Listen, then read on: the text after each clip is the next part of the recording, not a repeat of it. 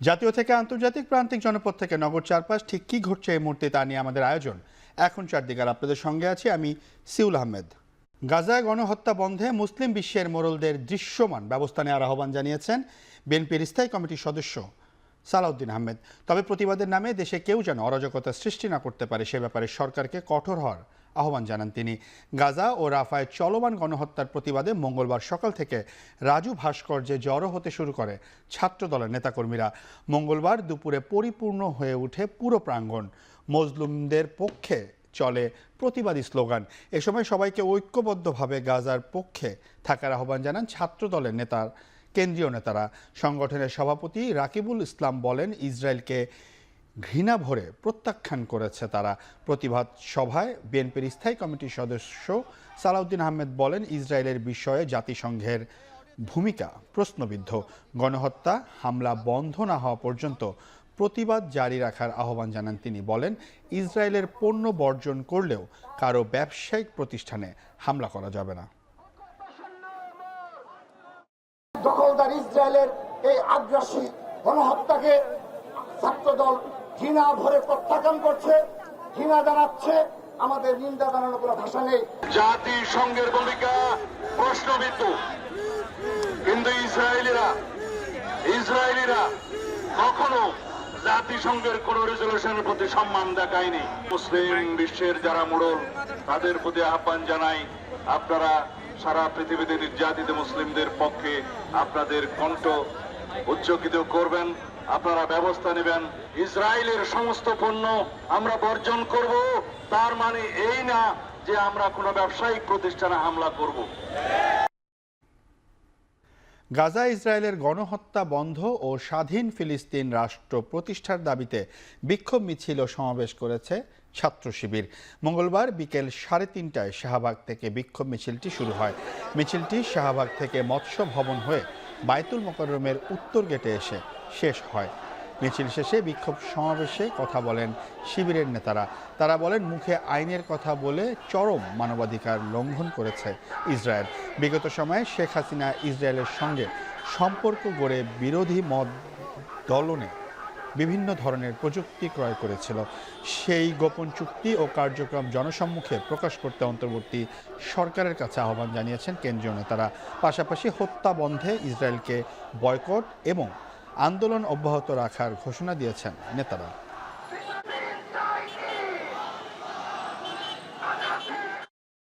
গাজায় ইসরায়েলি গণহত্যার প্রতিবাদে বিক্ষোভের সময় সিলেট সহ দেশের বিভিন্ন শহরে দোকান ও ব্যবসা প্রতিষ্ঠান ভাঙচুরের ঘটনায় জড়িত ৪৯ জনকে গ্রেপ্তার করেছে পুলিশ। মঙ্গলবার সকালে প্রধান উপদেষ্টার প্রেস সচিব শফিকুল আলম এক বার্তায় এ তথ্য জানান। বিবৃতিতে তিনি বলেন, সোমবার বেশ কয়েকটি শহরে গাজায় সহিংসতার প্রতিবাদে বিক্ষোভের সময় সংঘটিত সহিংস ও বেআইনি ঘটনার বিরুদ্ধে পুলিশ দ্রুত পদক্ষেপ নিয়েছে। এখন পর্যন্ত এই ঘটনার সঙ্গে জড়িত কমপক্ষে ৪৯ জনকে গ্রেপ্তার করা হয়েছে। বিবৃতিতে আরও বলা হয়, আইন প্রয়োগকারী সংস্থাগুলো জড়িত ব্যক্তিদের শনাক্ত করার জন্য বিক্ষোভের সময় ধারণ করা ভিডিও ফুটেজগুলো পর্যালোচনা করছে। এই সহিংসতা ও ধ্বংসযজ্ঞের জন্য দায়ী সবাইকে গ্রেপ্তার না করা পর্যন্ত এই অভিযান অব্যাহত থাকবে। যারা সমাজের শান্তি ও স্থিতিশীলতা নষ্ট করতে চায় তাদের জবাবদিহি করা হবে। ডক্টর ইউনূস নরেন্দ্র মোদী বৈঠকে শেখ হাসিনাকে ফিরিয়ে আনার বিষয়টি উত্থাপিত হয়েছে। তবে চূড়ান্ত কথাবার্তা হয়নি। ঢাকা দিল্লির সম্পর্কের উন্নয়নের জন্য দুপক্ষকেই অস্বস্তিজনক বক্তব্য পরিহার করতে হবে বলে মনে করেন পররাষ্ট্র উপদেষ্টা মোহাম্মদ তৌহিদ হোসেন। পশ্চিমবঙ্গ থেকে প্রতিদিনই অত্যন্ত শক্ত সব কথাবার্তা শুনতে পাচ্ছেন। এমনকি কেন্দ্রীয় সরকারেরও কেউ কেউ এটা করেছেন। আমরা এটাও বলেছি বিভিন্ন সময় যে আসলে সম্পর্ক উন্নয়ন করতে গেলে বরং খুব আপত্তিকর কথাবার্তা কোনো পক্ষ থেকেই না বলাই ভালো। এই সরকার তো নিজে থেকেই বলেছে যে যথাশীঘ্র সম্ভব তাদের দায়িত্ব শেষ করে, যেগুলি দায়িত্ব এই সরকারের উপর আছে সেগুলো দায়িত্ব শেষ করে যথাশীঘ্র সম্ভব নির্বাচন দিয়ে রাজনীতিবিদদের হাতে ক্ষমতা হস্তান্তর করে।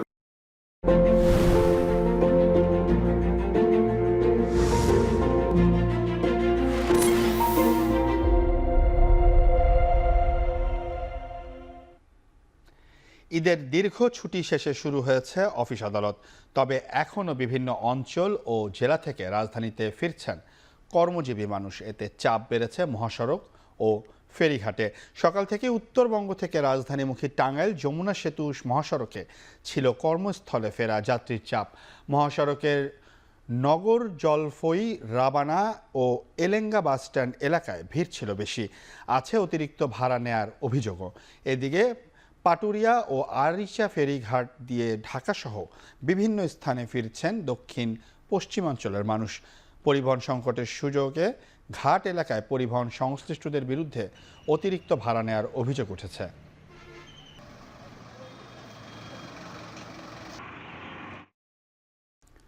প্রবাসীদের ভোটিংয়ের আওতায় আনতে একটি কার্যকর উপায় খুঁজছে নির্বাচন কমিশন। এ ব্যাপারে যথাযথ পদ্ধতি বাছাইয়ের বিভিন্ন দেশে চলমান ব্যবস্থা বিবেচনায় রাখা হয়েছে বলে জানিয়েছেন প্রধান নির্বাচন কমিশনার AMM নাসির উদ্দিন। সকালে নির্বাচনী প্রশিক্ষণ ইনস্টিটিউট ভবনে এক প্রশিক্ষণ কর্মশালার উদ্বোধনী বক্তব্যে এসব কথা বলেন তিনি। We want to concretize and we want to a definite conclusion. And we want to finalize a definite option for expatriate voting. And I hope this workshop, this technical workshop, will be able to really find out an appropriate solution for us. Because, one size fits all approach will not work here. We have to take into consideration our socio-cultural background, socio-cultural realities, political realities of this country, the education level, and also the concentration of our expertise. এখন থেকে মহাকাশ গবেষণায় নাসার তথ্য ভান্ডার ব্যবহার করতে পারবে বাংলাদেশ। মঙ্গলবার বিকেলে বিনিয়োগ সম্মেলনের সাইডলাইনে নাসার সাথে চুক্তি সইয়ের পর কথা জানিয়েছেন বিডা চেয়ারম্যান। 54তম দেশ হিসেবে আজকে জয়েন করলাম, বা 53টা দেশ একসাথে নাসার সাথে স্পেস এক্সপ্লোরেশন নিয়ে কাজ করছে। স্পেসে বাংলাদেশি অ্যাস্ট্রোনট পাঠাবো, সেটা পাঠানোর জন্য আমাদেরকে আসলে এই ধরনের একটা স্টেপ নিতে হবে। This is step 1 of probably 1000। But এই প্রথম স্টেপটা দিয়ে আমরা যেটা করলাম, আমরা এগ্রি করলাম যে আমরা নাসার সাথে এবং বাকি 53টা দেশের সাথে একসাথে স্পেস এক্সপ্লোরেশনে কোলাবোরেট করব, আমরা একসাথে কাজ করব।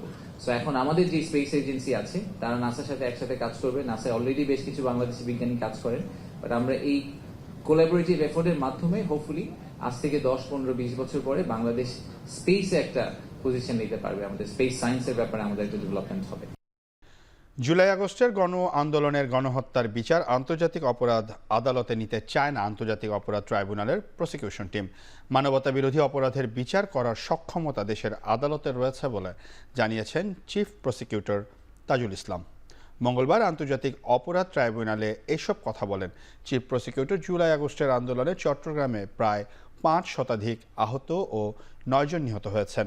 এসব ঘটনায় জড়িতদের আইনের আওতায় আনার তদন্ত চলছে। এই ঘটনার মামলায় রাউজানের সাবেক এমপি ফজলে করিম চৌধুরীকে 1 দিনের জন্য জিজ্ঞাসাবাদ করার অনুমতি দেওয়া হয়েছে। এছাড়া আশুলিয়ায় মরদেহ পোড়ানোর মামলায় পুলিশ সুপার আবদুল্লাহ আল কাফি, অতিরিক্ত পুলিশ সুপার শাহিদুল ইসলাম ও পরিদর্শক আরাফাত হোসেনকে গ্রেপ্তার দেখানোর আবেদন মঞ্জুর করা হয়েছে। বৈষম্য বিরোধী ছাত্র আন্দোলনে আব্দুল জব্বার নামে এক শিক্ষার্থীকে হত্যা চেষ্টা মামলায় আন্তর্জাতিক অপরাধ ট্রাইব্যুনালের সাবেক প্রসিকিউটর ব্যারিস্টার তুরিন আফরোজকে 4 দিনের রিমান্ড নিয়ে জিজ্ঞাসাবাদের অনুমতি দিয়েছে আদালত। ঢাকার additional chief metropolitan magistrate Zakir হোসাইনের আদালত শুনানি নিয়ে এ আদেশ দেন। রাষ্ট্রপক্ষের আইনজীবী অ্যাডভোকেট ওমর ফারুকি বলেন, শেখ হাসিনার শাসনে যারা আইনি সহায়তা দিয়েছে তাদের মধ্যে তুরিন আফরোজ অন্যতম। তার 10 দিনের রিমান্ড চাইলে 4 দিনের রিমান্ড দিয়েছেন আদালত। আইনজীবী না থাকায় নিজেই মামলা পরিচালনা করেন তুরিন আফরোজ। এ সময় 5 আগস্টের পরে অসুস্থ ছিলেন বলে জানান তুরিন।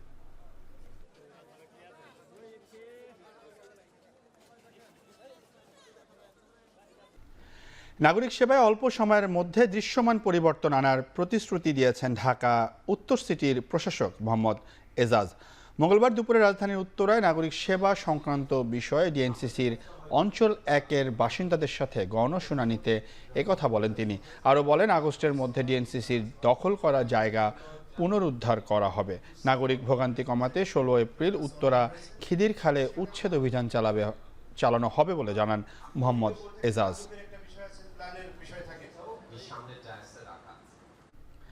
এবার আন্তর্জাতিক খবর। এক সপ্তাহের বেশি সময় পেরিয়ে জনজীবন স্বাভাবিক হতে শুরু করেছে ভূমিকম্প কবলিত মিয়ানমারে। 7.7 মাত্রার প্রলয়ঙ্করকারী ভূমিকম্পে সবচেয়ে বেশি ক্ষতিগ্রস্ত মান্দালেতেও ফিরছে ছন্দ। সন্ধান ও উদ্ধার অভিযান চলতে থাকার মধ্যেই খুলতে শুরু করেছে দোকানপাট। নিত্য পণ্য কিনতে স্বাভাবিক সময়ের চেয়ে দ্বিগুণ ক্রেতা ভিড় করছেন দোকানগুলোতে। তবে আবাসিক এলাকাগুলোর চিত্র এখনও করুণ। হাজার হাজার বাড়িঘর বিধ্বস্ত হয়। তাঁবুতে থাকছিলেন যারা, ঝড় বৃষ্টির মধ্যে তাদের অনেককেই খুঁজতে হচ্ছে নতুন আশ্রয়।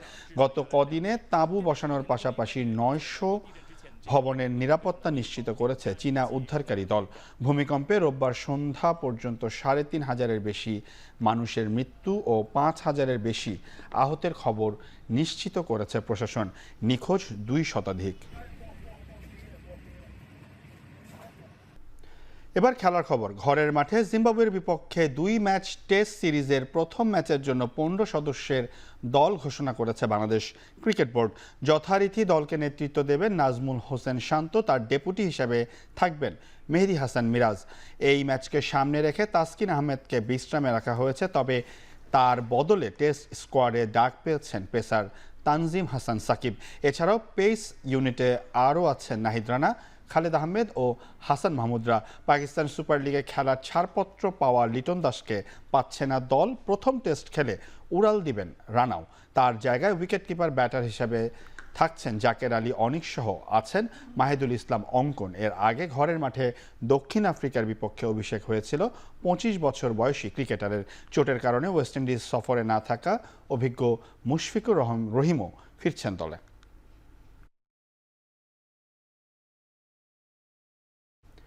শেষ করছি এখন চারদিক। এখন টেলিভিশনের ওয়েবসাইট দেখতে ভিজিট করুন www.এখন.tv। এখন টেলিভিশনের ফেসবুক দেখতে ভিজিট করুন facebook.com/tv.এখন এবং এখন টেলিভিশনের ইউটিউব দেখতে ভিজিট করুন youtube.com/c/এখন tv।